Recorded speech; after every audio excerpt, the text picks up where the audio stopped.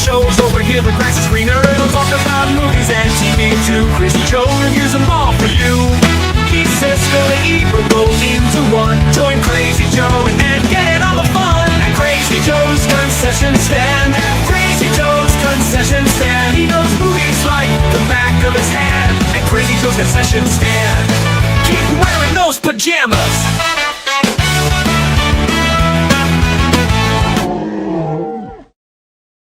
Good morning. Welcome to Krazy Joe's Concession Stand. I am Krazy Joe, and it is December 2nd, and I'm cold, and I don't like the cold. This is another day that I wished I lived in Florida, but I don't. What are you going to do about it?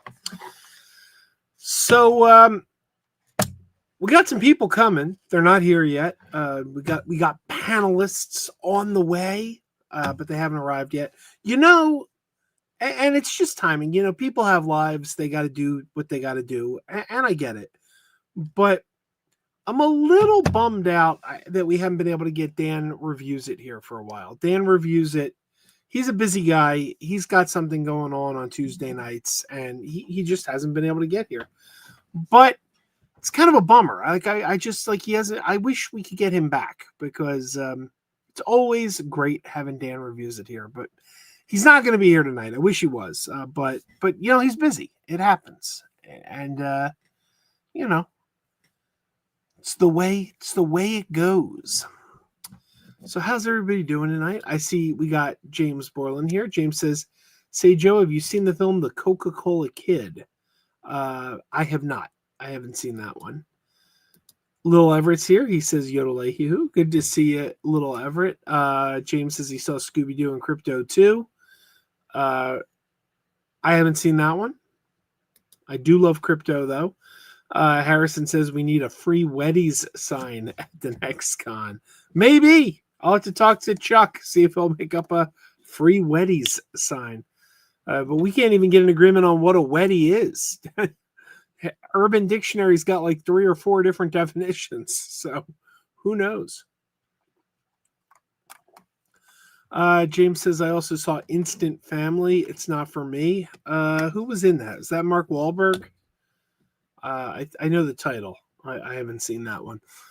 And let's see. Ed, and Eddie's Boo Ha Ha is a Halloween classic. I remember that show being on, but I've never seen it. Hey, guess who's here? Guess who's joining us? It's Little Movie Perp. Hello. Hey. Hey, you. What's up? Yeah. Ready to stream. Okay, cool. So, I have some topics written down, but before we get to that, can we talk about Begonia? Hold on. For some reason... Oh, there we go. I'm trying to stream this. Let me. Hold on. Select orientation. What is that bullshit? Oh, they let you do it like landscape or portrait now. There we go. Okay, I'm streaming. Sorry. Go ahead. You and I never got to talk about Begonia the other night. Yeah. I think Fourth saw it too. I don't know if he wants to. If you're down to have him on. Sure. Fourth wants to hop on. We got to wait a little bit for him to show up. What else did you see? Have you seen anything recently? Not really. Kind of caught up on Stranger Things finally. All right. What'd you think?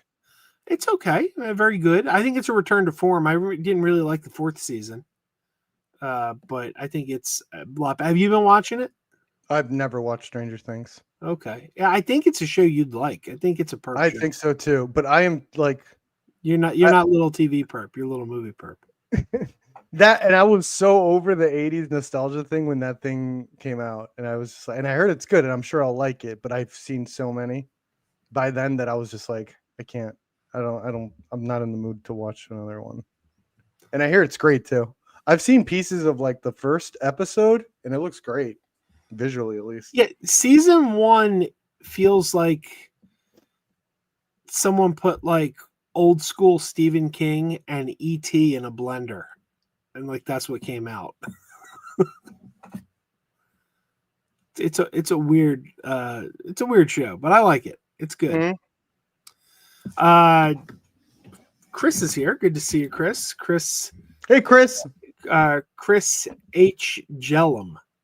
Not Chris, the bipolar Jedi. When I say, where's he been? He hasn't been joining us lately. Are we gonna have Eric DeBunks? Yeah, he's coming. I just don't think he's here yet.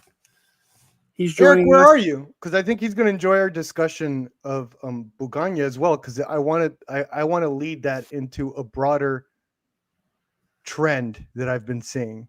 Is that how you pronounce it? Begonia? I thought it was begonia. I don't know. I don't know. I don't believe they ever say the word in the movie, so I don't even know what it means.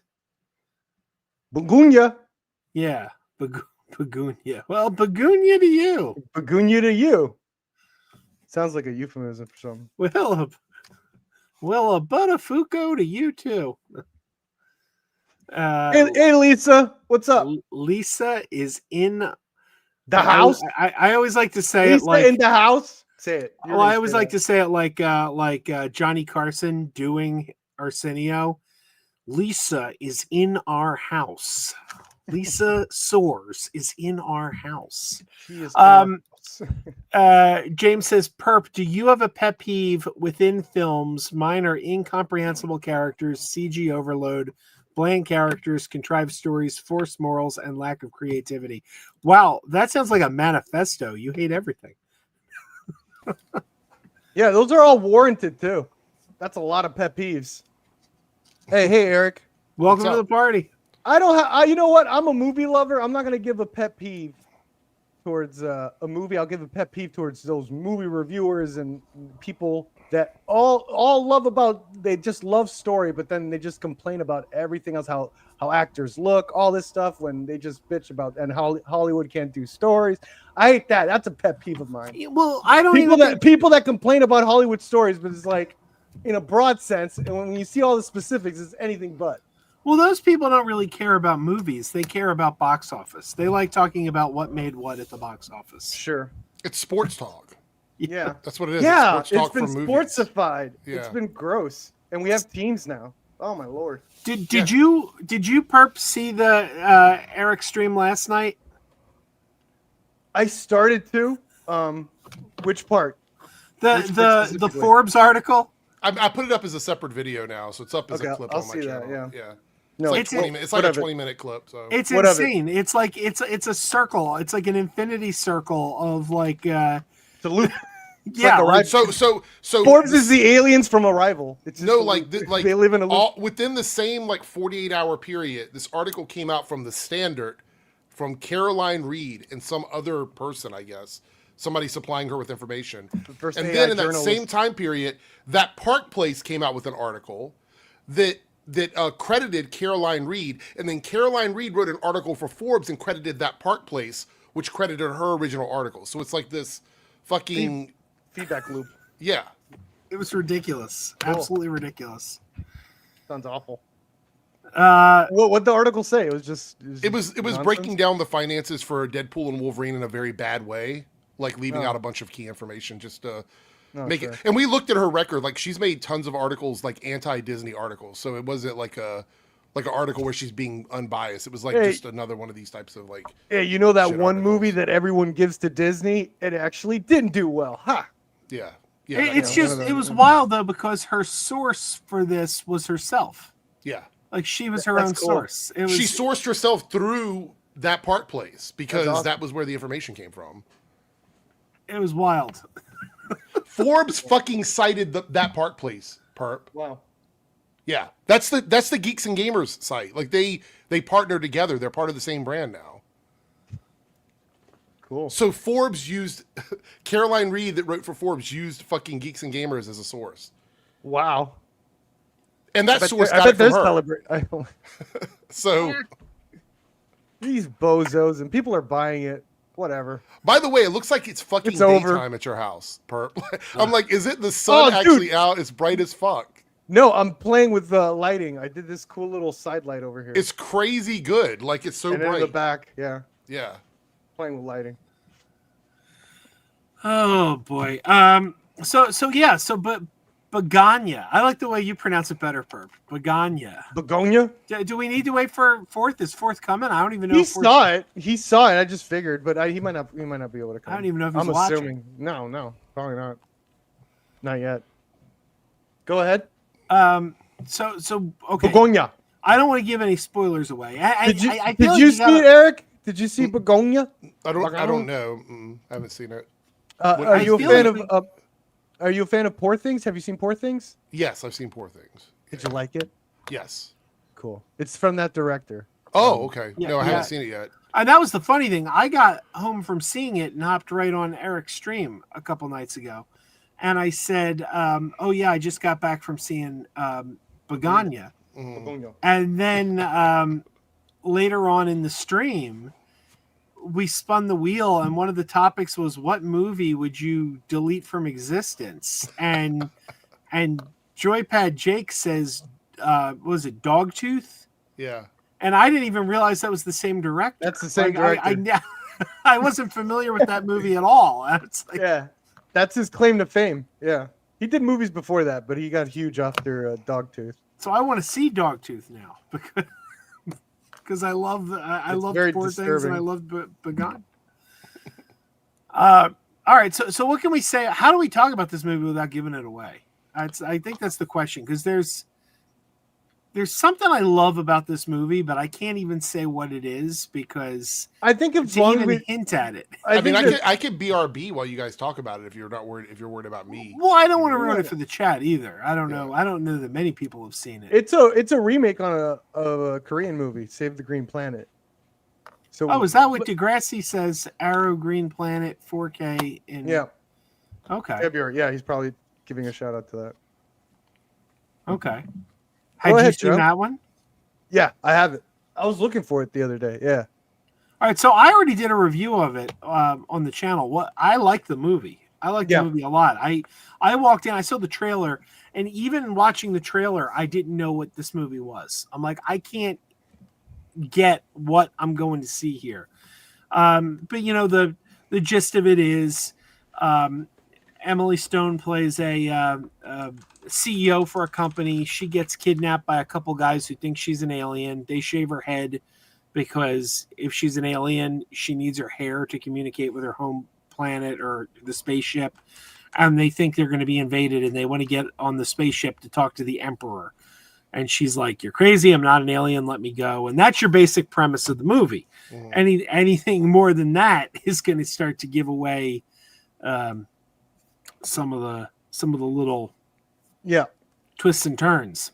Yeah. So I really dug the original Korean movie, but I did think maybe I wasn't ready for it. That's why I was looking for it, because I need to rewatch it, because it was I saw it when it came out 2007, I guess, because it came out in 2006 Korea, and I don't think I was ready for the tonal shifts. I thought they were kind of off in how it would, it went from this comedy to this melodrama. So what I loved about this one is that it handled it pretty much consistently in terms of the tonal shifts. I thought they were very appropriate and they were very well done. The character work and the acting is what takes center stage for me for this, especially from I think his name is Jesse Plemons. Plemons, yeah. Yeah, that guy is amazing. Everything I've seen him in, he's been amazing. And even he did a mall cop movie with Seth Rogen. He plays Observe and Report. Yeah, he did that one. Yeah. I didn't remember he was in that, but that's a great movie. He's the kid. That Seth Rogen is teaching him about all this shit, and he's always having that look of shock, what the fuck is going on? He pretty much played the straight man, but you could even see it then when he was playing the straight man in this Seth Rogen absurd comedy. He's been phenomenal. He's phenomenal in everything. And I think this is probably my favorite performance from him, because the character work here that they did for this guy. It's so sad. It's so freaking sad. And there's little hints and little things of this guy had a bad, from even a childhood, right? With his relationship with that cop, Joe. Right. What's going on there? Right? And now it's this movie sets up that you really feel bad for these characters, and kind of like understand why they're doing what they're doing because they're so messed up. Yeah. And yeah, I really like the performances were great, and it all hinges on whether or not she's an alien or not, and I think that is kind of my critique, where it can either be this or that. So I don't think people will be that surprised either way. You know what I'm saying? Because it's like, well, you know, that's the one thing where it's like, I wish there was a little more options in it, or give us a little bit of a subversion. But it's like that's the play the whole time. And what we're looking at, what's entertaining, is like kind of the character work, and even like sort of the history of these characters that's played out, whether it's even from environmental storytelling or how the Jesse the actors, with his cousin apparently, who apparently really is autistic. They hired like a autistic actor, like they auditioned, and Emily Stone or whatever really liked him. Yeah, professionally it's Emma. I call her Emily because I read that's what she likes to be called. Yeah, I heard that too. I heard that she likes to be called Emily. So yeah, I heard that he killed the audition. Like she loved him in the auditions, and that she needed that guy. And I thought he was great too. And there was some cool turns here or there in the middle of the movie. It's just more or less my biggest critique is like, it's either this or that. Like, and it's you know, I don't know. Would you recommend it to the average film goer, or is it too weird? It's too weird. It's too weird, especially since we're the perspective that we're following these two guys. Yeah. What they do in the beginning, like holy crap. I kind of agree. Can we give a minor spoiler? Can we give a minor spoiler since it's in the beginning? Sure. Minor spoiler. These guys are like really out there, where they think like these aliens are taking over everything, and so one of them is clearly like, you know, special needs. So like that's played by I think the real autistic actor. And then so Jesse, the Jesse's character, he makes them both chemically castrate themselves, and they show this, chemically castrate themselves, so they can't. So like they're always like eyes on the prize of getting this done, their mission done. Nothing's in the way, like women, nothing, that no feelings, none of that. And it really starts taking a toll on the character, one of the characters, and it's quite sad. And that's one of the things I've noticed.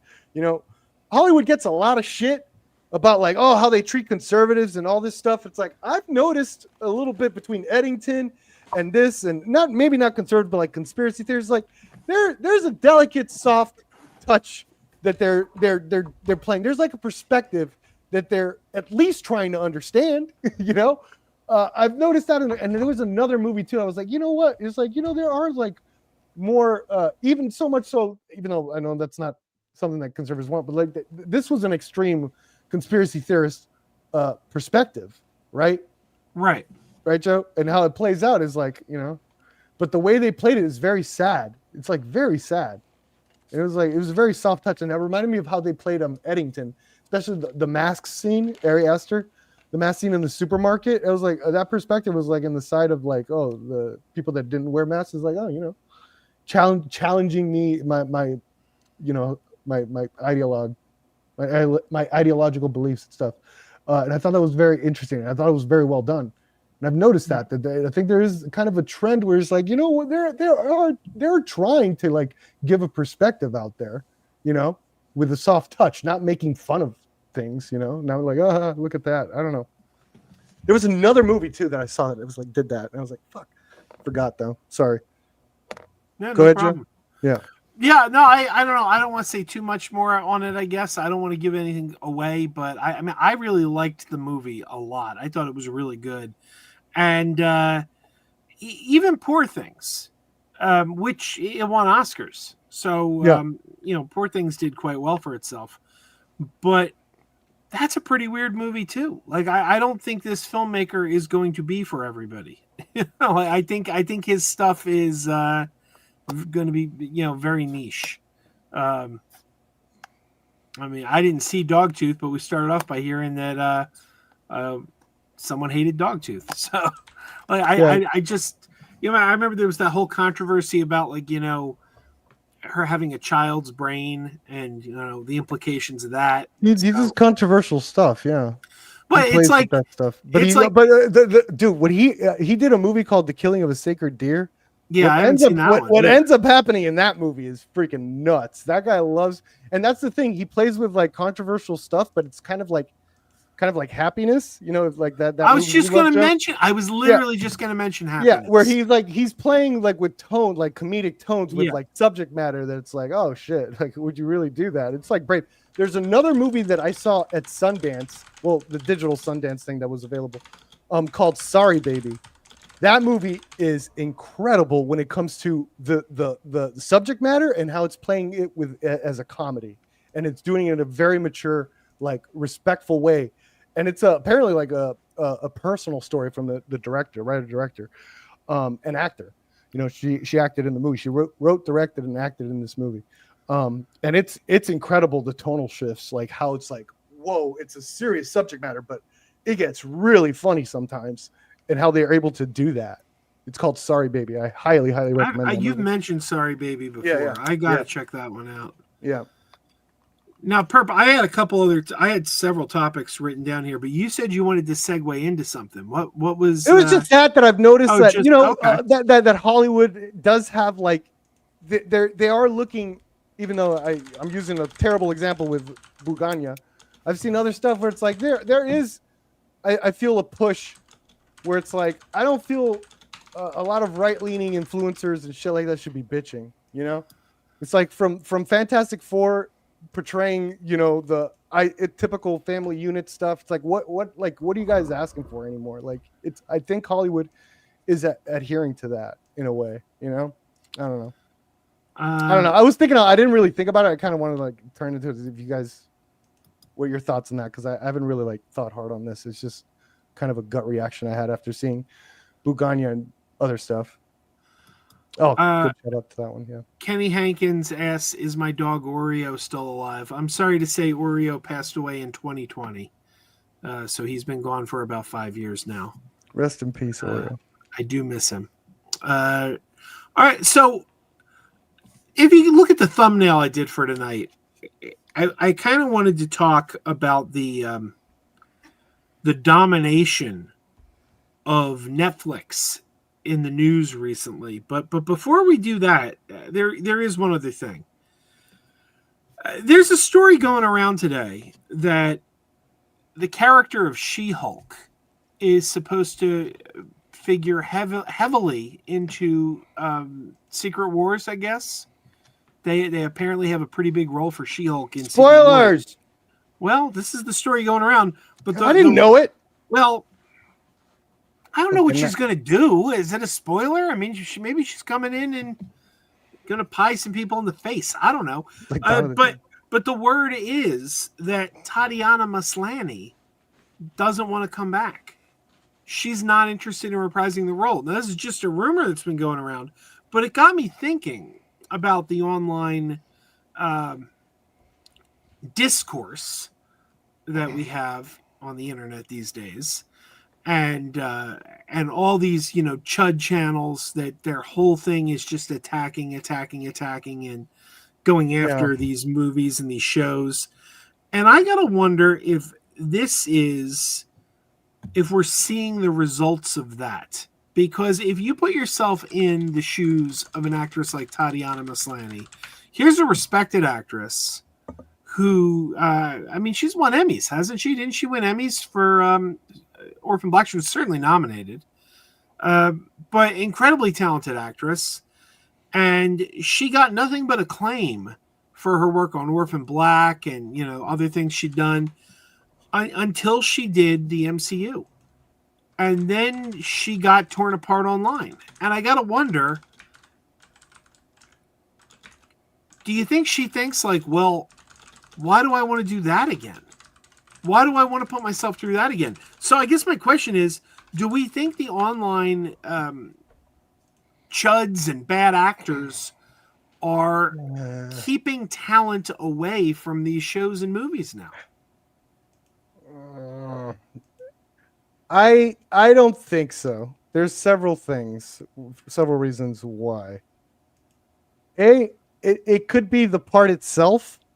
The idea is she is a very talented. She's an award-winning actor, from what I hear. So it could be that she doesn't want to be in front of green screens. There are actors that are like that. There are Leonardo DiCaprio's. It's like, I tried it. The Madam Web lady, she's not doing any more of that stuff. She said, and it looks like it's working out for her. There's some people that's just like, I like to be on set. I like to do these small indie stuff. I like to do the award contenders. I want to get an award. Another reason is She-Hulk. She was center stage of that production versus like if she's in Secret War, she's going to be with Robert Downey Jr. All these heavy hitters, that it's like I think it's a lot more comfortable than and I think it's a lot more. There's a lot more shield from getting that stuff. You know what I'm saying? I don't know. So I think there's like I see it more as like an actor just doesn't want to do that type of acting because that's a different type of acting. I mean, it could be that, but I do remember Brie Larson. They pulled her aside recently and said something like, about a year ago, she was doing an interview on a red carpet, and someone said, "When are we going to see you as Captain Marvel again?" And she said, "I don't know. Does anybody want to see me again?" Mm-hmm. And it seemed like she was hurt. Like her feelings were hurt. Again, I wish we had an example of someone that isn't like an acclaimed, like award-winning actor that does like serious indie stuff. Like I want, like I think Brie Larson could her rest of her career could be like indie project. She's that talented. You know what I mean? Yeah. Room was like one of the greatest performances I've ever seen. So I've always given her the benefit of the doubt, like and that's her bag. Like it's not. I actually think green screens. The Tatiana Maslany stuff is a lot more layered than just the Chud stuff. Like, first of all, like I'm not discrediting the effect they have on the community. I think that their content is very detrimental to the community we're a part of. Like that's the biggest impact it has. I think once we start heading up towards the top, there's a lot of hands where things get passed through before it gets to the actors. You know what I mean? Like it's not just directly like Nerdrotic or Geeks and Gamers or whatever, but she was heavily vocal about pushing back against those guys.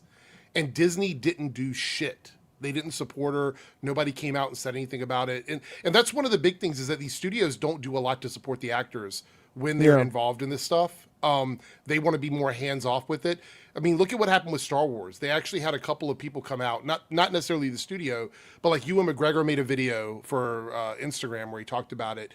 They even misconstrued the words about, the statements made from Lucasfilms about Star Wars and not choosing to be a racist and all. Like they got that quote wrong. They ran with that. So I think studios are just like not addressing it. And so they leave these actors and writers and directors and stuff just kind of out there. And she said in 2023, she actually criticized, can't remember what article it was from, but it was an interview she did where she criticized leadership at Disney saying they were out of touch with what happens with the actors and like the people on the creative side and what they're doing up at the top, which is a valid take. I mean, I think you could say that about a lot of the board of directors and CEOs. So I think it's more likely because she was also one of the people that said to boycott Disney over the Jimmy Kimmel stuff. Like she was one of the first people to come out and be like, pirate Disney stuff. Like don't watch it for free. Like don't support them. And so I think it's more or less she's probably just choosing not to go back into that environment. I think that's probably what it is. I had no idea. You're 100%. Yeah, that sounds correct. Everyone ignore what I say. Yeah. I will say this. I don't know about the Disney not supporting actors and that stuff, but I mean, also, I don't. What does that mean in terms of what was the actor asking for? If they're like asking, "Yo, can you just take these comments down from YouTube or something?" Yeah. What the hell? Yeah, I don't think it's that. I think it's more or less like on the back end of it, like providing some sort of like therapy or some sort of like heads up or something like that for people experiencing this. Because when it was happening to some other actors, I can't remember what show it was. Disney actually hired a team of therapists to come in and PR people to come in and like work with them. But that's not typical of Disney. That's an atypical response to that. So I think a lot of actors that get involved in this. Like, let me think of a good example. Who is the actress that did the voice acting recently for the Harry Potter? I can't remember her name. I'm blanking on it now. She did voice acting for the Harry Potter audiobook series, but she was unaware of any of the stuff going on with we talked about it, Joe, remember? I remember talking about it, but I don't remember who it was. A British actress, but I can't remember her name now. Anyway, she was unaware of all the drama going on with, with Harry Potter and J.K. Rowling. And, I'm like, well, how could she not be aware of it? And then I'm thinking, was it like, Keira Knightley? It might have been Keira Knightley. Yeah. I was like, how is it that she's not aware of this? But then I'm thinking about it. I'm like, it's quite possible she doesn't give a fuck about social media. She's probably not on there searching for this stuff. Right. So this is what I think they mean by like getting a heads up or having some sort of support from the studio. So they know what to expect, because Tatiana said that she went into it knowing that it was going to be sort of, toxic in some aspects. But she says that the studio, in the quote she made, they're out of touch with this kind of behavior. They don't know how to deal with it when it comes to the actors and writers and directors. And I think she means more or less what I'm saying, like support on the back end. Because like I said, they made the statements with Star Wars and that backfired on them. So I don't think anybody really wants that. So, and like you said, Perp, if it's deleting comments, that's a waste of time. That just doesn't mean anything. Like you might as well just turn the comments off at that point if you're not, if you don't want it to be there. Yeah. By the way, I looked it up. It was Keira Knightley. Yeah. I was thinking though, if it does have anything to do with the online criticism, she's not out of the woods yet. She'll never be out of the woods. Well, I mean, her next project, Tatiana Maslany's next project, is she's joined the cast of Starfleet Academy. Right.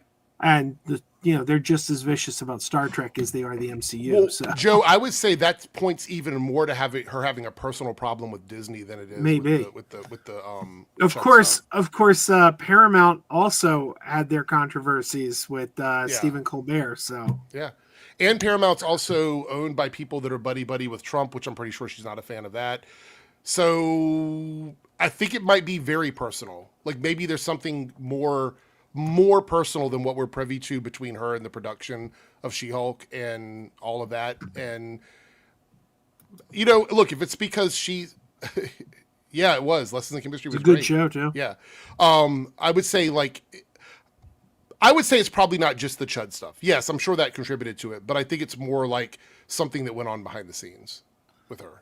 Degrassi says, didn't Kathleen Kennedy publicly address the hate against Moses? Yeah, that was one of the things when they went after Moses Ingram and even the stuff with the Acolyte where they pushed back on that a little bit. It's just the studio getting involved in that publicly it doesn't usually work out in their favor. It usually backfires. So the best thing they can do is offer support behind the scenes. Yeah. Now, this is interesting. Degrassi says Oscar Isaac won't sign Funko Pops. That's that's kind of random. I wonder why. I've heard that there's like this weird thing where people go around and get them to sign Funkos just to sell them on the black market, on the aftermarket or whatever, where they resell the Funkos. And I think a lot of actors are like, I'm not interested in doing that. He's one that somebody caught on film saying no, but I do believe that's one of the reasons why. Or it could be he just hates Funko Pops. Maybe he fucking hates these toys. It's like, fuck these toys. I have one and only one autographed Funko Pop. It's of Wembley Fraggle, and it's signed by Steve Whitmire. I got a bunch of Funkos, but I don't go out of my way to buy them as Funkos. I collect the ones that I want. So I have just the ones that I want. I don't buy like random Funko Pops. Yeah. Plus, I have other toys. I have other like memorabilia and stuff that I have. So I don't have a lot of room for square boxes of plastic bobbleheads. And I don't buy human Funko Pops. Like I only buy like monsters and aliens. Like I got a Sharknado here. The ones that have to be made with unique molds. Yeah, because I think the people all look the same. Like I look at them. You can actually go make a Funko Pop of yourself and it just uses whatever the base. True, but I wouldn't know it was me. Right. Well, have your name on the box, I guess. That's really the only thing. Yeah, I mean that's like I remember when they put out Farmer Ted from 16 Candles. I didn't know who it was till I read the box. Like if I didn't read the box, I'm not going to know from looking at it. That's funny. Yeah. It is funny though that he wouldn't sign it. I saw that video. I think we watched it on stream one night. He was just like, "No, I don't sign Funkos." It's like, "Oh, okay." Interesting. Well, Netflix, man. I don't know if you guys have noticed this. Have you guys noticed like Netflix is everywhere all of a sudden? Everywhere all at once? Well, I mean, okay, first of all, it's come out today that Netflix is now the front runner to buy WB. Yeah, I saw that. Oh my god. Which was my worst nightmare. I didn't. Well, want that. they weren't interested at first, so something must have changed. I don't know what it was, but in the beginning, they're like, "We're not interested." So something must have changed. But it sounds like if Netflix buys the WB, they ain't restoring the Snyderverse. We talked about that already. That would be stupid to do that anyway. There's so many detrimental reasons. Are we seriously going to talk about this, Joe? Well, that's just one thing. The other thing I was going to talk about is, Wake Up Dead Man is currently playing in theaters. I saw it twice. Frankenstein, I think, is still actually in some theaters, even though they said it was only going to have a 2-week run. I saw Krazy. I saw Krazy. Sorry, it's Netflix. Netflix graph that said 1 billion people saw Frankenstein on Netflix. 1 billion? Yeah. 1 billion? Is that a meme or is that real? I don't know. Let me check. I don't know. Fourth says, I watched Begania. Why wouldn't I like it? I enjoyed it. The script was presented to Yorgos by Ari Aster. Yeah. Was there a space of time for that meme, Purple, with like opening weekend or something like that? No, it's probably just a meme then, right? You can't see anything on it? Yeah, because I mean, like, it's telling me how many like viewers watched it on the first 3 days, but I don't have a total. Okay. It's like 30 million people watched it in the first 3 days. Or wow. like that. But 73 million hours watched, which I think is more important. That's the metric they usually look at. I enjoyed it. I thought it was very good. I thought it was good too. I had a good time with it. I would have liked to seen it in theaters, but nowhere near me was playing it. I would have had to drive like 3 hours, and every place I looked, the tickets were sold out. So yeah, but this is the thing here. We got 2 Netflix movies in theaters right now because Frankenstein is still playing in some theaters. They said it was only going to be 2 weeks. It's still playing. I mean, look. If Netflix is willing to do something like that, first of all, I don't believe them really because they've already lied about not wanting WB and now they want WB. So they can change their mind within like 2 or 3 weeks. But if they were better about putting things in theaters, I wouldn't mind too much. But the problem is Netflix makes so much money as a streaming platform. I don't know. I don't see any incentive to continue to put movies out the way WB puts movies out. No, only for the award stuff that they want to get in there. Right.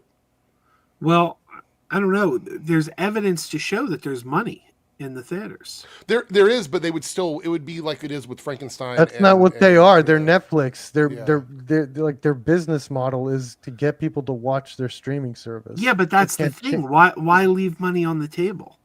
If you put it in the theater, because they don't know how to do that. I don't know. I think they're learning because the next thing I was going to tell you is the season finale, the series finale of Stranger Things is going to be playing in theaters for 2 days.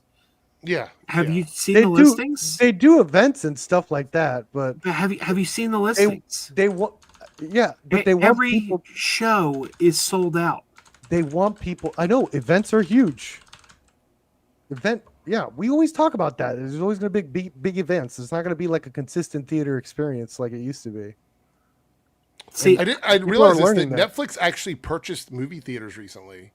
They own the Egyptian Theater in Hollywood. Yeah. That's owned by Netflix. And the Bay Theater in California and the Paris Theater in New York are now owned by Netflix. Well, maybe you're right. That's why I don't like to talk about this business shit. I don't know any of this. I only know how to talk about movies. I don't know anything. I don't know what Tatiana said. I don't know. I'm worried about, look, outside of the business aspect of it, my concern remains the same. Disney is the largest movie maker in the world, only rivaled by Warner Brothers. And at times, Warner Brothers has been able to edge them out. Like this past summer, was able to edge them out. No matter what happens, especially with Netflix, if that goes that way, Disney will become the undisputed champ of the theaters. They will be the one company making movies consistently. Warner Brothers will probably fumble into some sort of like smaller art house thing where Netflix does event movies or whatever with them. And we're going to lose so much content because of this. And I don't mean content as like a consumption thing. Like, I mean, like people who make actual art in movies will probably have to make movies for Netflix. That's really the only way it's going to work. Or go to Universal or Paramount, because that's the only option you have. And honestly, this will help Paramount, because if Netflix acquires Warner Brothers, Paramount can actually bolster up their movie division and actually go against Disney because Warner Brothers will become a lesser studio because of this, which is crazy. I think the best studio right now, the studio that I have the most faith in right now, is Sony, because Sony, Quentin Tarantino, when he was working on The Critic, which obviously he walked away from The Critic, but when he was working on The Critic, every studio wanted to work with him, and he said, "I'm going to go with Sony." I'll be honest, I don't want Warner Brothers to be owned by anybody. Oh, like, I want them to stand alone. Yeah, and actually, there's rumors that they might, because they've been turning everyone down. They've been saying everyone's bids aren't high enough. They want something over 100, and that's the thing, is they're looking for shares at like $50 a share.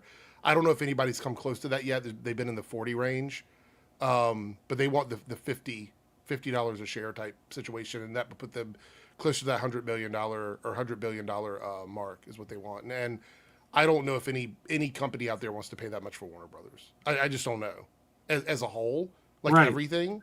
But that may be by design.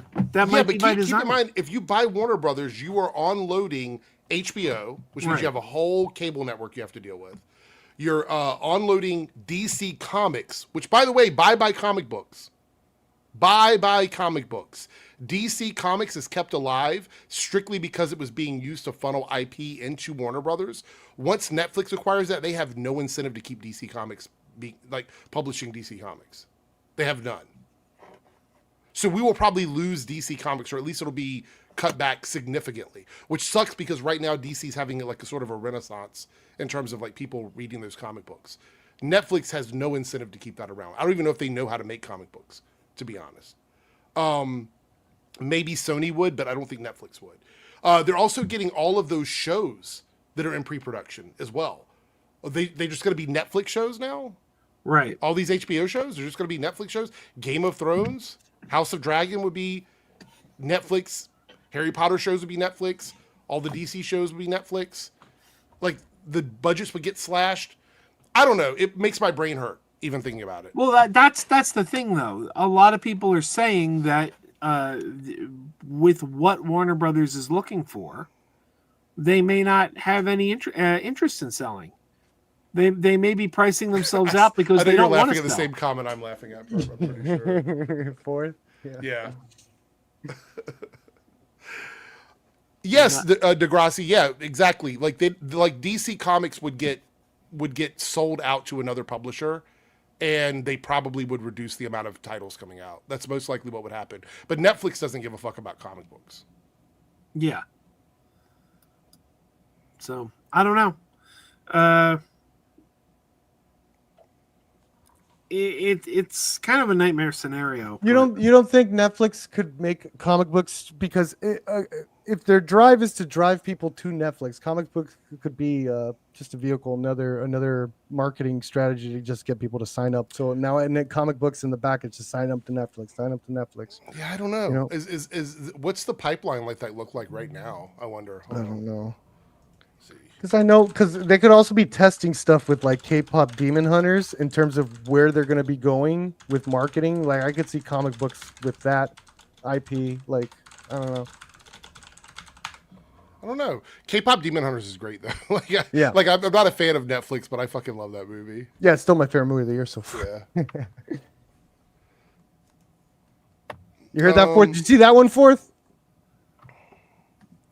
So it looks like there has been some sort of like a pipeline from like comic books to media or whatever, but it seems like it works better in the opposite. It seems like more people go from watching the media to reading the comics than the other way around. So, gotcha. You know what? They probably could do digital comics. I'm not a big fan of everything being all digital, but I can see Netflix I need a getting physical. something like that. Yeah, me motion too. comics. Yeah, Fourth says motion comics on Netflix. Problem solved. I need a physical, bro. Look at this shit. Oh my god. Too, Fourth, I just realized what your fucking PFP is. That's it's Tusk. Yeah. That movie traumatized the fuck out of me. Oh, what a fucking crazy ass movie. Now you know he's one of my chatters with that. Yeah, no, that movie's crazy as fuck. By the way, The Chair Company is one of the most bonkers TV shows. I don't want to get too off the rails, but I've been hearing a lot about that. That show killed, like we watched this week's episode and I'm like, what the fuck is this show? What the fuck am I watching? I'm 2 It's episodes crazy. behind. Holy shit, Joe! You've missed the 2 best episodes of the season. I got to catch up, but the The thing last is, 2 episodes are crazy. I was desperately trying to catch up with Stranger Things. I don't know what the fuck is going on with a chair company.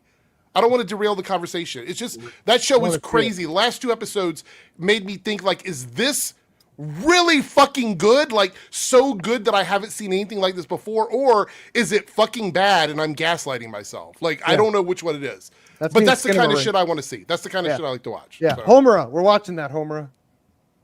Hope she's listening. It starts out slow, but holy shit, like 5-6 episodes in, it's like I just saw that dude in Friendship, and I really liked it. Oh, he's really good. With what's his name, Ant-Man, Paul Rudd, right? Yeah, Paul Rudd. Yeah. I thought his performance was hilarious. So did you, Perp? Did you ever watch his show on Netflix? I Think You Should Leave. Nope. Friendship was the first thing I've ever seen. Oh man, I Think You Should Leave is so funny. Yeah.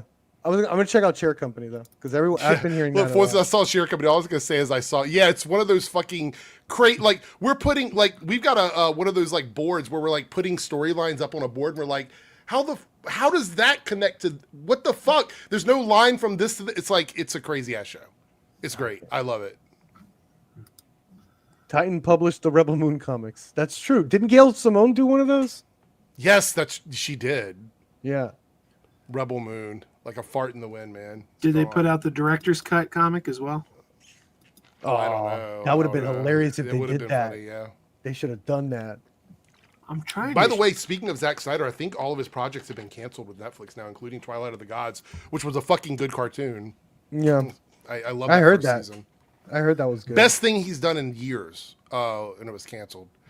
Go back to animation, Zack Snyder. If you're watching the stream tonight with the people that are watching, go back. Has he missed with one of those? Because he did that the Owl movie was awesome too. The Owl movie was go back to animated stuff. You got a good eye for that, man. It's like really good shit.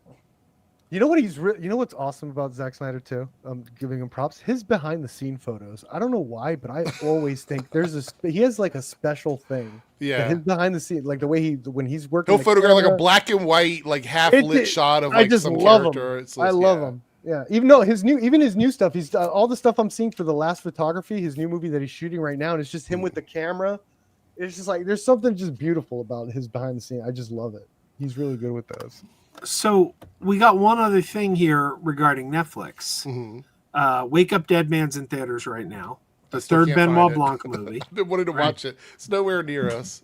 Well, Netflix just started a couple weeks ago airing Sesame Street. Mm-hmm. And today, online, they unveiled their Benoit Blanc parody. And here he is. Oh my God. Benet Blanc. And he solved the mystery Forks Out, where somebody ate Cookie Monster's pie, and they had to bring in the world's greatest detective, Benet Blanc, to solve the case. This is funny. I'll give him this one. This is hilarious.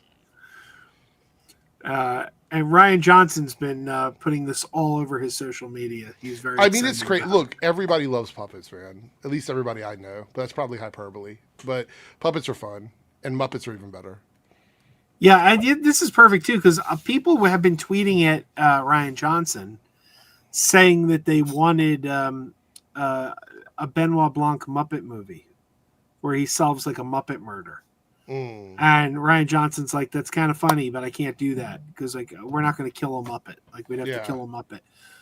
Well, you could do like an Avenue Q thing, make it an adult, like an adult thing or whatever. Does anybody know Avenue Q? Am I speaking? I've heard of Avenue Q. I'm familiar with Avenue Q, but I've never seen Avenue Q. It's adult puppet / Muppet stuff. It's really hilarious. The songs are crazy. Did you ever see Happy Time Murders?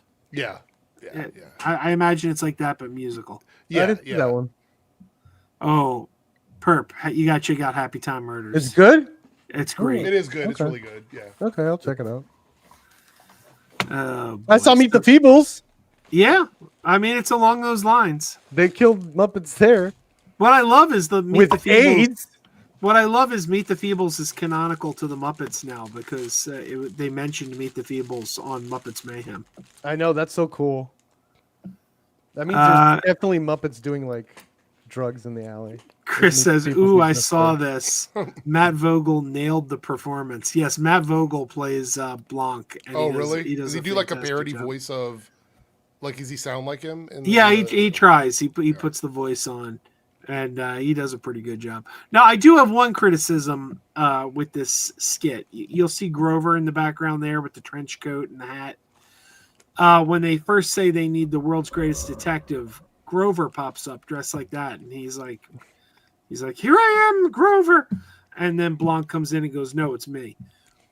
But I'm like, why in the world would you do that when Sesame Street already has the world's greatest detective, Sherlock Hemlock? Like He that was busy. that was a cue for Sherlock Hemlock to show up, and they dropped the ball. But and you could say, well, Sherlock Hemlock's an old school character. People won't remember him. Yeah. But in the skit, when they're listing suspects who could have eaten the pie, they mention a far more obscure character. They mention that it could have been Herbert Birdsfoot. Nobody remembers Herbert Birdsfoot. You do, Joe. I do, but not many people do. So me and They couldn't find the puppet, Joe. They me couldn't and find the Lisa Muppet. are the only ones who remember Herbert Birdsfoot. They couldn't find the Muppet, Joe. I'm sorry. They were looking for Sherlock. They couldn't find him. They're just give Grover a trench coat. I got a plush Sherlock Hemlock sitting right there. I could have. Forgetful Jones, he probably forgot. I'm so happy Daniel Craig is gets to play his weirdo character. It seems like he was dying to do that after James Bond. He just wanted to give me the weirdest characters you could find with accents. I'm gonna look. I like him much better as Blanc than Bond. Yeah, but yeah. I'm not a Bond fan. Oh, I loved him as Bond, but I love him in everything. Honestly, he's a good actor. Chris knows the character, but has never seen a Herbert Birdsfoot sketch. I don't think Herbert Birdsfoot has been used regularly since the second season of Sesame Street, and they're currently on season like 54 or something. Well, I don't know what's going on with Fourth there, but what the hell? It sucks me up. What do you? The clown? The it clown sucked you off? Is that what you mean? Pennywise? It sucks me off. maybe he's talking about Happy Time Murders. Oh, There's a is that Muppet named Goofer who says that for $50 he'll give you a Cleveland hot sock. Oh my god. Oh my lord. Maybe I'm not gonna watch that. You'll love it. You'll love it. Well, that's all I had. I just thought like we've got and then also here in Philadelphia at the King of Prussia Mall, the Netflix house just opened. A major attraction to like a walk around attraction to go for Netflix. It's like Netflix is taking over, man. Mm-hmm. It's crazy. What the hell's a Netflix house? What do you do there? You walk around and have Netflix and chill. Yeah, you can have experiences. But what's in it? I What do you don't mean walk know. I around? haven't been there yet. All right, pull up a video. I need to see what's inside this thing. What is that? A Netflix house? Yeah, Netflix house. Does it just say Netflix all over the place, or is it playing like Emilio No, it's Perez? like That'd be you awesome. can go in and there's like VR experiences. I bet they have like K-pop Demon Hunter shit in there too, most likely. Oh my god! Yeah, I know there's like Squid Game attractions and Wednesday. And, Can we please stop getting people to compete in Squid Games as a funny thing? Like that show, it's not funny, man. Like, Yeah, start doing battle royale. That's what Tarantino wants. yeah, exactly. I'm trying to find a video. Ninja Warrior. Let's do more of that. I'm trying to find a video at Perp's recommendation. Yeah, I need to see what's inside that house. But I just saw What's I got a distracted Netflix because over on the Perp channel there's a Perp and Friends stream happening. So. Yeah. The Fourth wants a Hulu house. Hulu house. All right, let's see. Netflix and Chill House. Is it rated R? Netflix house. What can I find here? I mean, It Netflix has, like, house this is such little a warning. This house is inappropriate. it's such a basic fucking name. I don't know how you're gonna find it. All right, wait. Here we go. We have a video. I heard video playing. So Yeah. Now here's the question. Does the house have a blinking lights warning just in case? Oh wait. a Tubi house. That's where I want to go for. Oh my lord, that's a Take me to the Tubi alley. house. It's a trap house. Fourth says Tubi and Toss. Mm-hmm. Oh my lord, Fourth. Stop talking about your weekends. Everybody's working for the weekend. All right, hang on. I gotta turn the volume. What is that? I'd be scared. All right, this is a drone flying through the Netflix house. Okay. This feels like the ending of Eddington. Let me, somehow. It looks like the Nintendo shit from the 90s. Like that's what it looks like. Let me full my screen Lord. this. So the Nintendo 64 is getting totally awesome and more tubular, like that shit, that vibe. What? Who are you? Oh, it's just stuff, I guess. Wait, are there theaters to watch shows and movies? It looks Yeah, like they it's do. They do have Theaters. theaters. The Just say it's a Tadum Theater. theater. This is the Tadum Theater. Just say it's a theater. It's a Well, theater it's not just with a like theater. It's attractions. They have like VR attractions and a cafe, the Netflix cafe. Netflix And, had so much fucking money, dude. okay, here you go. This is the Wednesday attraction. holy What? shit. Holy shit. That place is gonna be crowded with all the goths. I told Eric we should go there next in a week or two. Smoking He's that gonna be in corner. Philly. Hot box that corner. What is this? Yeah, where's the K-pop shit? Is this still the? They didn't think it was gonna be a hit, did it? And they were like, They said they're going to change the attractions like every 6 months. yeah, So, get that K-pop in there, stat. here We we go. broken Second pieces. floor. There's a store. I can see with. What is I that? wish the drone would slow down. It's going a little too fast. Squid Squid Game. Game. This Well, is you can Squid slow down Game the thing. speed on the video if you want. Yeah, I guess I can. Hang on. Here you go, Let's, sir. What is that? What else is on Netflix? Where's the Copenhagen Cowboy section? Where's Tiger King? Oh my God! If they have a kissing booth, Look at the little cafe area. that is very nice. So essentially, they built a mall. It's a Netflix mall. It's a mall inside a mall. This Yeah. is the former. This used to be Lord and Taylor. This used to be a Lord and Taylor store that went out of business, and they turned it into the Netflix house. Look at how they set up the shot. So Netflix combined a movie theater and a mall together, and they're calling it the Netflix experience. Yeah. That is cool. Look, This Is is- It Cake? Oh my God, you get to play Is It Cake in their arcade. A one-piece gaming area. Look at One Piece. I know they have a mini golf in here. They The floor is lava. Where's Dark? More Wednesday stuff. Oh shit. They had to program this drone. That's the only way they were to get these shots, I'm pretty sure. Paul Thomas Anderson directed this. Yeah, Stranger That's how Things. it's all this choreography going on too with the extras. they should have a I bet you Skips they have Ahoy. Ships Ahoy food. Like, I bet the items in their menu is probably Look named at that. after the shows. Cocktail. she had to flip that on command. Like, here comes the drone, flip it. No, there's. Oh, and now we're several going out into little- the mall. This is the entrance into the mall. What is that? That looks like a Star Trek stuff. This is the King of Prussia Mall. It's Abrams. Right. They're like out in the mall area. Oh, now we're in the mall. Yeah. Oh, I guess we're gonna go into the lower level. me So, entrance now. I mean, this could revitalize a mall, like a store, a place like this. This could make a mall come back if they play it right. Yeah.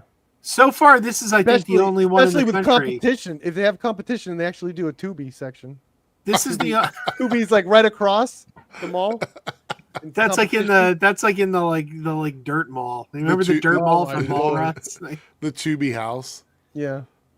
The Peacock. So I guess with the movie theaters here, do they count towards regular box office sales? I don't think you have to pay to go in. Because I think those are free. Oh, Here's the thing. I don't think because it seems like a lot of stuff. It seems like it's one or two theaters. I don't. It has to be like shorts or something they do. It can't be like feature films that they play there. If they want like people to go in and out, like if they want to. because that would change my opinion a little bit, but that would move my needle a little bit with them maybe being interested in like an experience, like a movie experience. But we would need like Netflix theaters, like a big chunk of Netflix theaters where they're willing to put their movies out. Yeah, that's true. No Amelia Perez section. Damn it, I love that. movie. Maybe I'll take a drive over tomorrow. Maybe I'll check out the Netflix house tomorrow. You just, do a preliminary walkthrough. I know it's free to walk through. It's free to go to the Netflix house, but for each attraction. Like if you wanted to do the Wednesday Outcasts attraction or something, they charge per attraction. Oh wow, I'm looking at the menu right now. Hey, fourth, no cutie section. I gotcha. I'll share the menu here. Hold on. They may have. I don't know that they didn't utilize any animated content. What animated shows are on Netflix, though? I mean, there's that one that... There's a lot of anime, like a lot of anime on There's there. that show the conservatives all got angry about that got canceled 3 years ago. Yeah. They got the Okay, here we go. Killer Onion Dip. Netflix Plot Twist. Well, this just gets me hungry. Red Bite, Green Bite, which I'm guessing is for obviously what you call it, Squid Games. Salt, Fat, Acid, Tinned Fish. You know, I've never watched Squid Game. I've still never seen it. I gotta watch that one of these days. Golden Korean Snack Mix popcorn. So there's your K-pop Demon Hunters reference. Fries or tater tots. $6. That's not bad, actually. Get your own tots. Great film. Gosh. Emily's Italian Fling Salad from Emily in Paris. Regency Garden Greens. Selling Caesar. They have pizzas. Totally Radical Pepperoni. Perfect Pickle Pie. A pickle pizza? What is Nimoja? Is that a Netflix show? I never heard of that one. It's an anime. Huh. It's a little bigger. Netflix also has Madam Web. Check it out. Preacher's Classic Grilled Cheese and Tomato Soup. The Hellfire Club, which is looks like a burger. WWE Smash Burger. Grand Line Fish Sandwich, which Not is the most creative. Yeah, these are very these are not interesting titles, honestly. No. Holly Woo Hangover. Why not John Woo Hangover? I kind of like the Hellfire Club. I think that's pretty creative. Featherington French Fair Toast V or 5, I guess. Red Plate Special. Huntrix Huntrix! Power Up Sesam. We're doing it. Done, done, done. Yeah. We're doing it. Done, done, done. Sweet Magnolia Chicken and Waffles. Le Steak Frit. I can't read French, so I don't know. Whatever that is. Gabriel. Man, I want the Nona's chicken and Sunday waffles. Sauce. The kids menu is a double. Oh, they didn't even bother with the kids stuff. Double cheeseburger, butter noodles, chicken tenders, and cheese pizza. They didn't bother. Take this. Just dump it. The Take USS this. Butterscotch. The kids are running around all over the place. They're not gonna eat. They don't care. House popcorn cake. Retro peanut butter pie. Rest in chocolate, obviously for Wednesday, I'm guessing. There you go. Scoops Ahoy Ahoy milkshake. milkshake. There you go. You got it. It's in the That's bottom. it. MasterCard is their preferred payment. Oh, they got cocktails. We don't need to look at that. Oh, I know. Now show me the cocktails. You want to see the cocktails? Okay. They better get creative. You want to see how Just creative like- they are? Here we go. Yeah, just so they got drunks trying to say that shit. You Now need to shit on pouring. deal at home. I need those cocktails. There you go.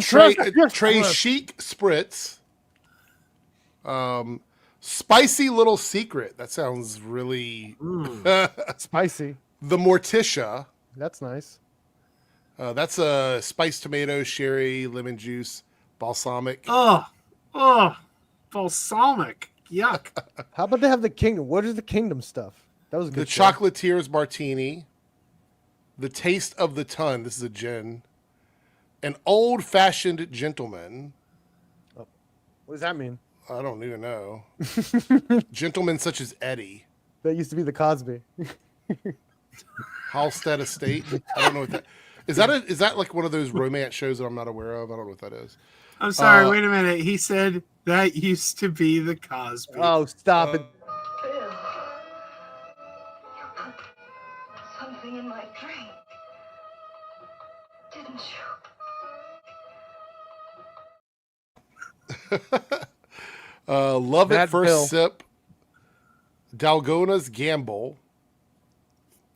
Streaming Streaming optimism. Optimism. That's a Why does it have a MasterCard logo that's under a it? funny name for a drink, isn't it? Streaming optimism. So these must be MasterCard's signature cocktails. 'Cause that's why it's in Passion this, on demand. I would drink streaming. Streaming optimism.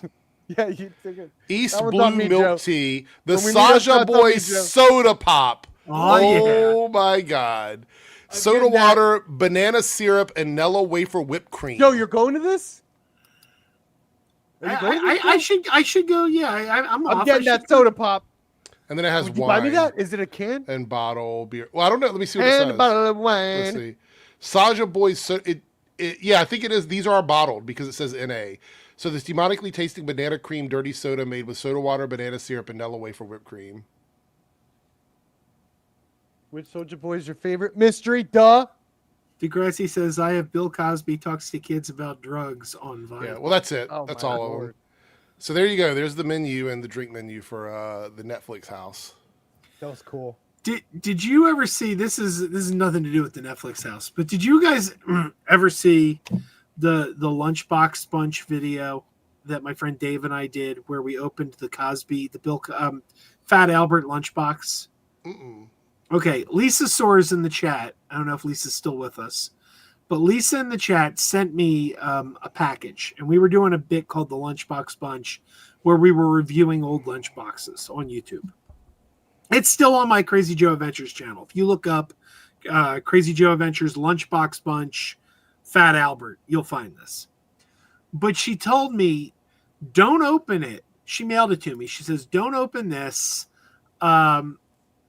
until you're on stream. I want you to open it live on stream.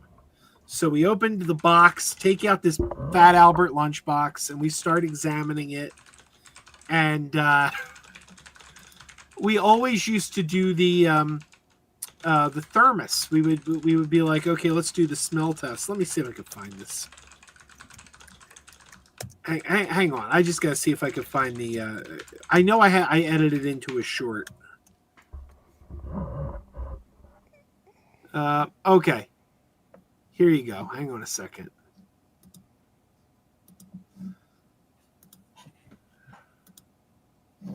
So she says, just be sure to open it on stream. And this happened.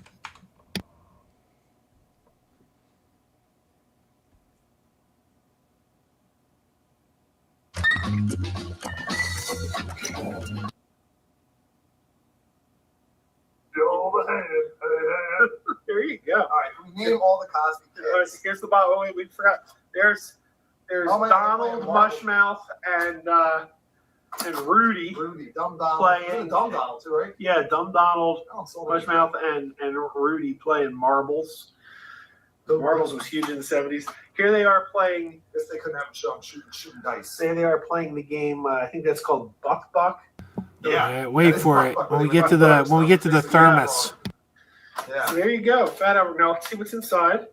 There's definitely something in here. There's some heft to this. There's a thermos. There is a thermos. Is there something Some in here? bubble tape. There's something in No, the there's bubble tape. something else in the bubble tape. I think this is a surprise. Oh my lord! It's Quaaludes. Oh no, Joe! Did not set this up. This is totally Lisa's doing. Show the hand. Here you Mm. All the Cosby go. kids. Here's the bottle. Wait, we forgot. There's Joe, Lisa, Joe and Lisa. she actually printed up a real prescription bottle to say Quaaludes.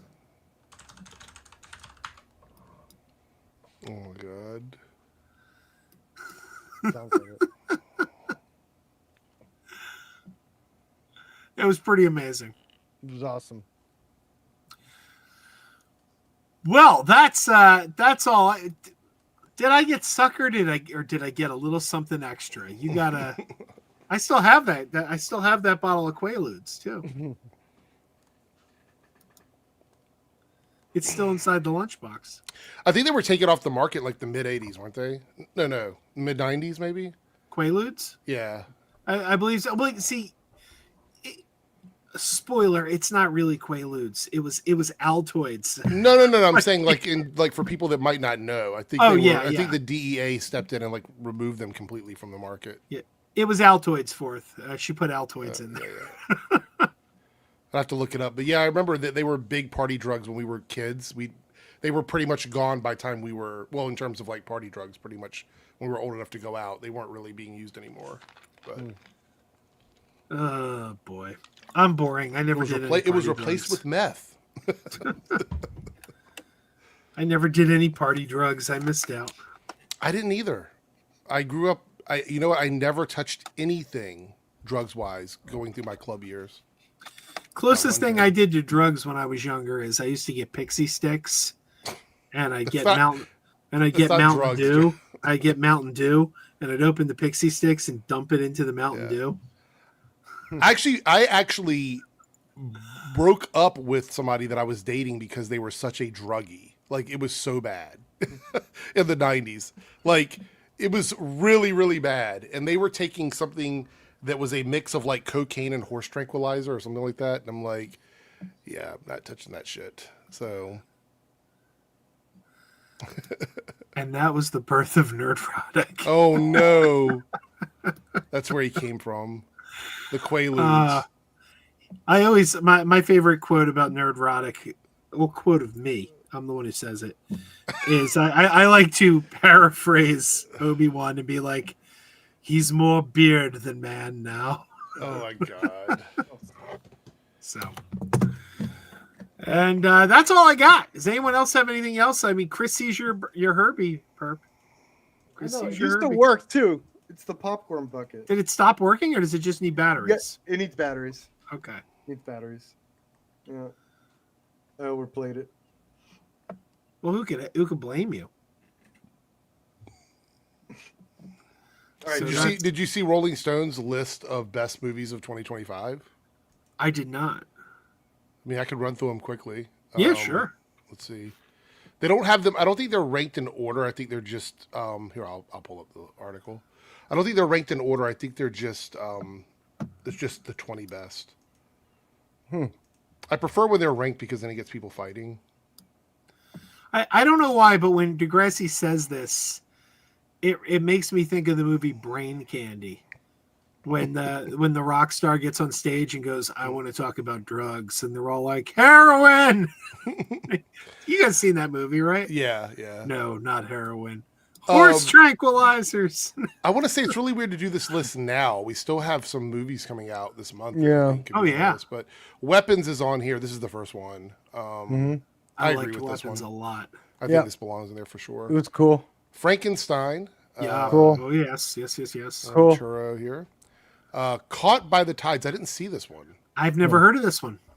So it looks like it's a Chinese film. Chinese Yeah. filmmaker. Never heard of this one either. Yeah. Cool. The Phoenician Scheme. Damn. I heard this wasn't very good. I didn't Wes see Anderson, it. right? This one? Okay. I didn't see it, but I heard people saying This that is not making was anyone else's one of- list so far. Okay. Yeah. Interesting. On Becoming a Guinea Fowl. Never heard of this one either. That's our word. This is Sorry. what country is this from? A24. Yeah. Orwell 2 + 2 = 5. Neon. Haven't heard of any of these. Wow. Best Wishes for All. I've heard it. Oh my God, this one's on. This is a horror film. Wait, is this good, Perp? I haven't seen this one, but I heard of this one. It's on This one I Shudder. heard. Yeah, I know. It's on Shudder. I might That's watch awesome. this tonight if it's on this list, just because. Yeah, it's Japanese. How do you know? Ask me Universal- how I know, because I bought it in Japan. Universal I Language. know what that's from. Universal Language. I didn't even know this. I Haven't didn't heard know of this one. movie came out. See, everyone says I'm an artsy fartsy guy. I haven't heard of any of these. Eddington. Oh, I loved Eddington. Yeah. Holy shit, that I love See, Eddington. I didn't see Eddington because I hate Ari Aster. Oh, really? Let's see what else we got here. Stop it. Peter Hujar's Day. Never heard of that. Janu's film. That shit looks like it's from 1977. What is that? It does. What It the says hell? focused on a single extended IRL interview What between the hell? writer Linda Like Frost Rosencrantz Nixon. and her friend and Peter Hujar in a downtown New York, 1974. That's it, but dear God, there's more than a vocal lost word. So it's a single. So they did an entire film, dialogue and everything in a single shot. Wow. I don't even know what to say. On a But single extended interview. It doesn't Yeah. say shot, though. yeah, maybe it's multiple shots, but it is in one room, I guess. So Yeah. Or, yeah, it could have flashbacks. Or something. I don't know. I don't know. So Peter Hujar's Day. All right. Okay. Sentimental Value. I just got the code for this one. I'm going to watch it. Yeah. I'm going to watch this one. All right. I heard this one's good. Marty Supreme from A24. I heard this one's getting. This one. Is this one's the not- this is the table tennis one, right? Like Yes, the- yeah. Yeah, This had that's such getting a some hit. buzz. It's getting a lot of great buzz, but it has such a hill to climb because it's about table tennis. Like it's Yeah. like I don't know how people are. What's that one fucking comedy about table tennis that I'm thinking of right Balls now? of Fury. That's it. Yes, I remember that one.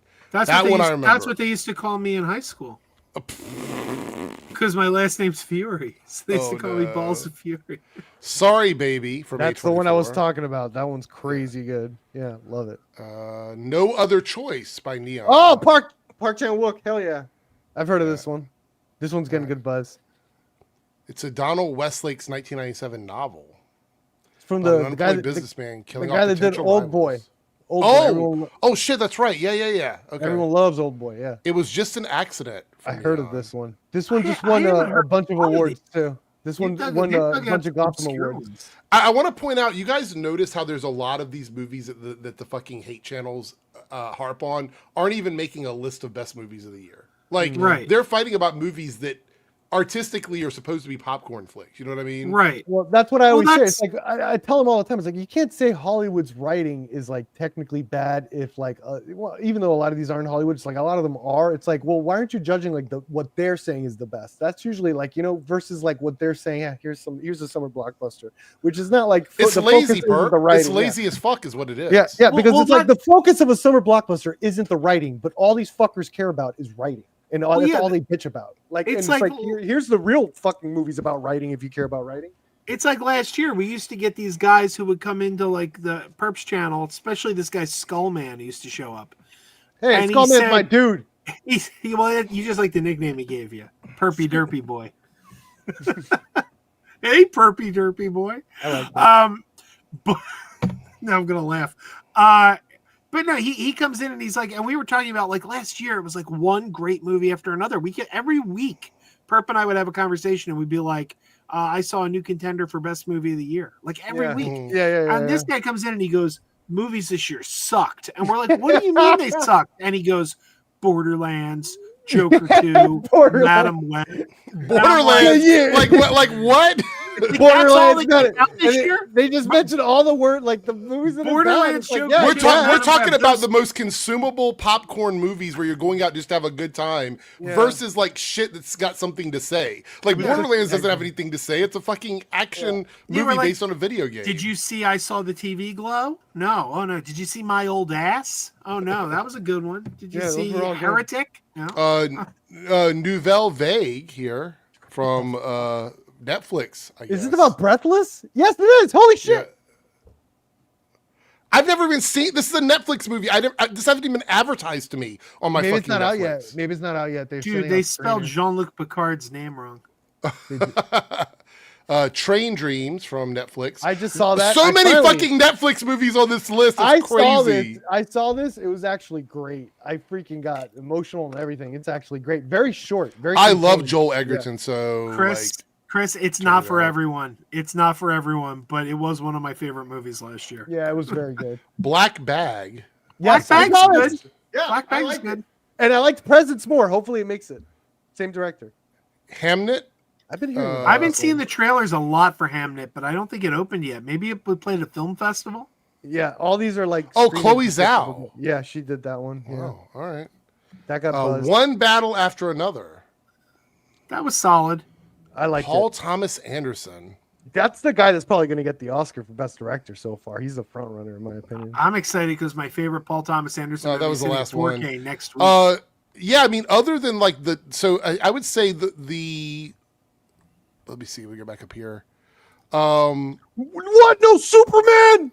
Yeah, I would say here like Frankenstein and Weapons to me is like the entry into like that. This is that bridge of like consumable like movies that people will go see typically, but also something with like an artistic edge on it. I'm surprised Sinners isn't on here, to be honest. Oh, true. Like Maybe they Sinners to did. me was another one that I think could have been on a list. But a lot of these movies I haven't seen, but they sound interesting, and a lot of them are on Netflix. If they're on there right now, I'm probably going to go check those out, most likely.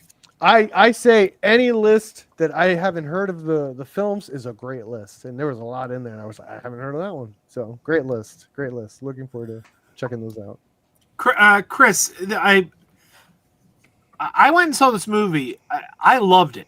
Like I loved it. Yes, But I did not pick up that it was an allegory for the trans experience until I read the director an interview, and the director said that's what it is. As soon as I read it, I'm like, oh, I see it now.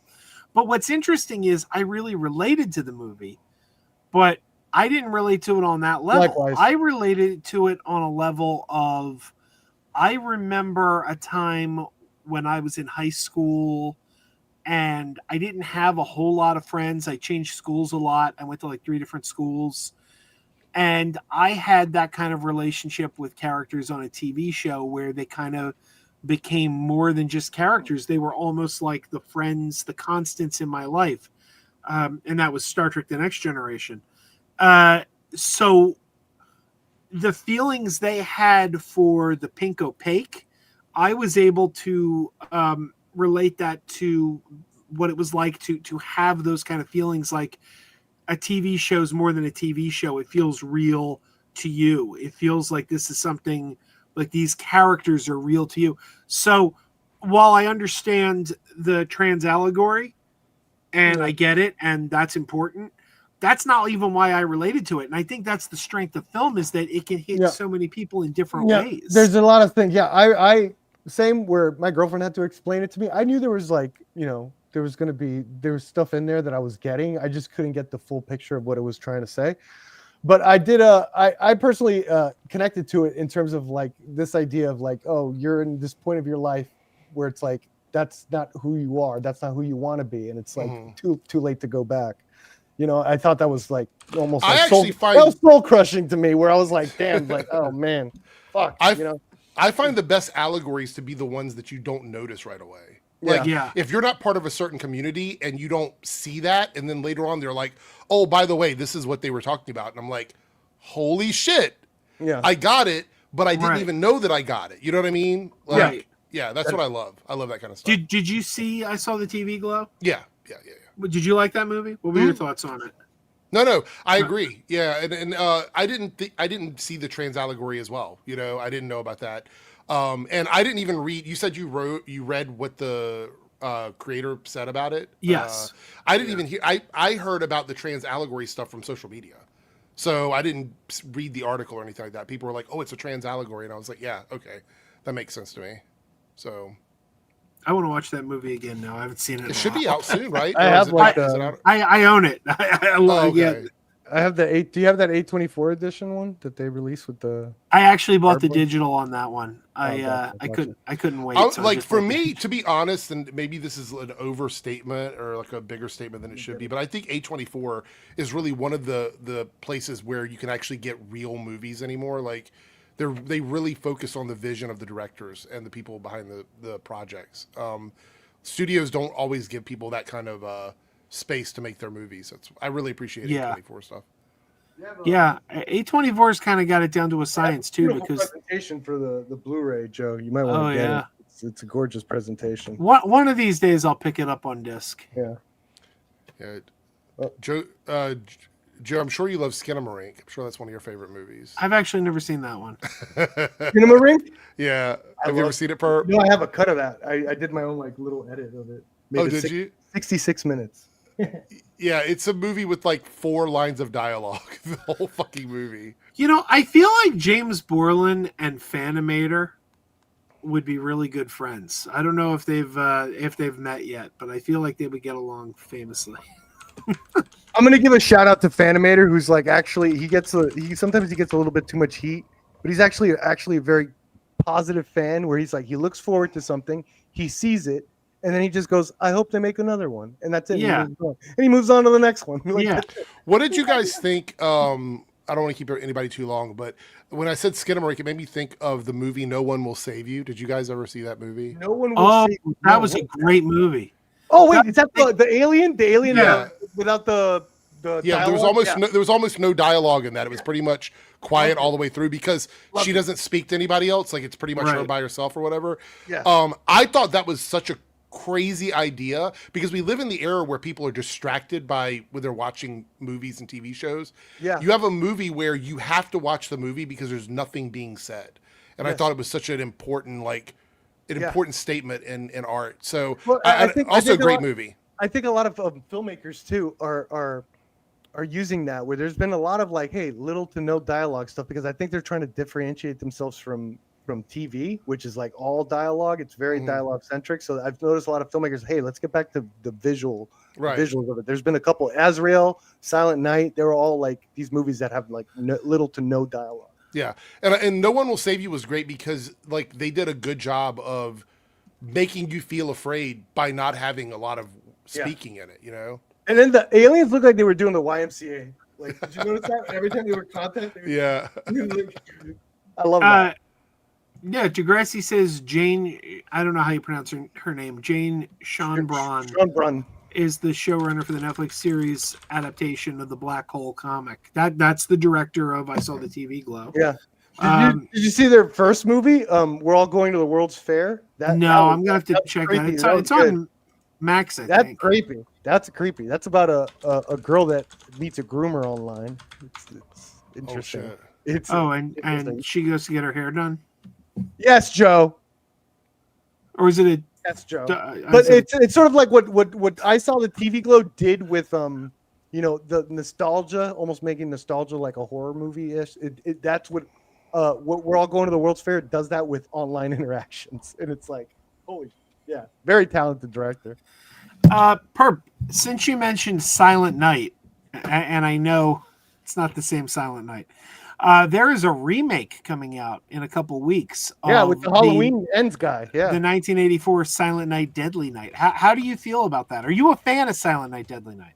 I have not seen. I am not a big horror holiday guy. I don't watch a lot of Christmas like horror movies. I've seen like Black Christmas. I was gonna say surely you've seen Black Christmas. Yeah. Okay. Yeah. Even the remakes, yeah. But like, Don't Call Me Shirley. Yeah, and Terrifier 3, but it's just like when Terrifier 3 was announced that it was going to be a Christmas theme, that like, I went like I don't know why, it's just it's not my thing. I like Gremlins, stuff like that, but it's not my thing. I haven't seen Silent Night, Deadly Night, and I'm probably not going to see the remake unless it's like. Do you know what I love about Silent Night, Deadly Night? What? Being like a fan of. I've seen the Garbage Day one. I saw that one. Garbage Day, that's I saw that one. Well, there's a lot of scenes in the toy shop in Silent Night, Deadly Night because he goes and gets a job at a toy shop, and I love those scenes. Just seeing all these old '80s toys like sitting on the shelves, like that really hits my nostalgia button where I'm like, oh, look at that! It's like look what they got there, and I can see all these toys that I forgot existed. And oh man, Degrassi, that is an underrated '80s movie that I love, and I wouldn't mind seeing a remake. But it's probably, I don't know how to work it. The Dream Team, remember that Michael Keaton movie? Oh yeah, and Christopher Lloyd. What a wonderful premise that you can't do today. Like holy shit, I love that movie. That's right, Chris. Silent Night was the one from John Woo last year. Yes. I didn't care for it. Did you like it, Perp? I'm such a huge Woo apologist that yes, but okay. I understand why people don't. Yeah. All right. Well, does anybody have anything else that they want to discuss today? I'm thinking. No. No, I think the Rolling Stone thing was the only thing I had bookmarked. So. All right. Well, then. I got nothing, Joe.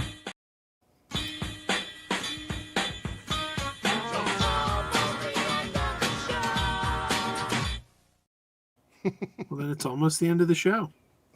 I also want to recommend this crazy ass movie. I'm surprised it didn't make the list. Think about it. The Secret Agent was crazy movie with I don't know. You're breaking up a little, Perp. Wagner, Walmer Wagner, the guy from Civil War. Okay.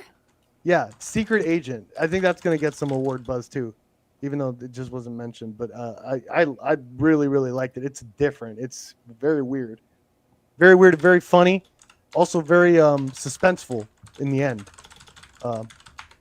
Secret Agent, the Secret Agent. I agree with Fanimator. Lower Decks was awesome, and I didn't know Fourth was Fanimator. Hey Fanimator, I was giving you props earlier, man. Look it up. I didn't know that Fourth was like. I didn't realize till tonight that Fourth was such a big fan of Lower Decks. Good for him. I didn't know Fourth liked Star Trek anything. Lower Decks is a fun show. I only thought Fourth saw 2 movies: Terrifier, no 3, Tusk, Terrifier, and Man of Steel. That's the only movies I thought he's ever seen. I swear. Well, there you go. Now you know, and knowing is half the battle. All right, everybody. What's this? Props are for everyone. Yeah, that's why you have a prop master. And Drogo was filming a scene. Degrassi, name a famous like prop master who became a director. I got one in my head. Who's in charge of props, and then they became a director from there. Can you name one? I got one. In my head. We're waiting on Degrassi.